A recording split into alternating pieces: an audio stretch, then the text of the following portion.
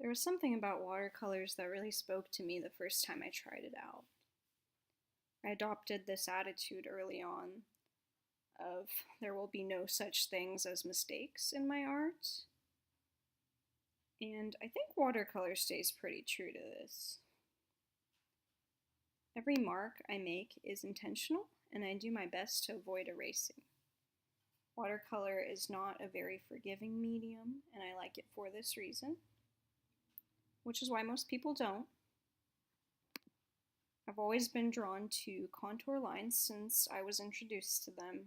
I think it's my journey to simplifying my art. As I've gotten older, I've craved this more abstract approach. I love outlining shapes that I want to emphasize or creating new shapes. These shapes are always in organic forms. I've always been this very anxious, detail-oriented person, which is a headache and takes a long time for me to complete anything. So this simplifying is kind of my way to cope with this. Many people are surprised to look at my art and learn that I use watercolors. I'm not a traditional watercolorist in any sense. I was never taught how to paint with watercolors, which I'm very grateful for. I'm not afraid to get really heavy with my pigments. These shapes I mentioned are the finishing touches to my painting.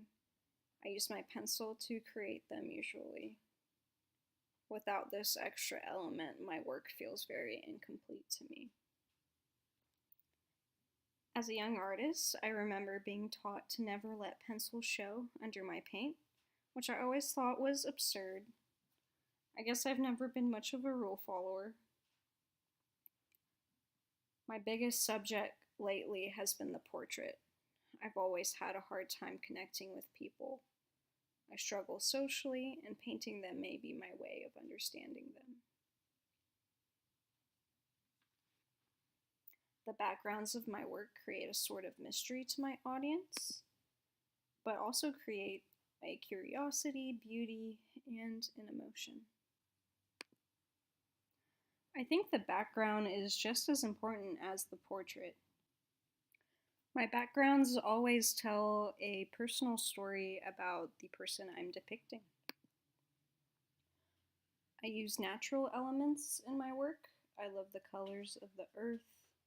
I love rocks, plants, water, and their colors.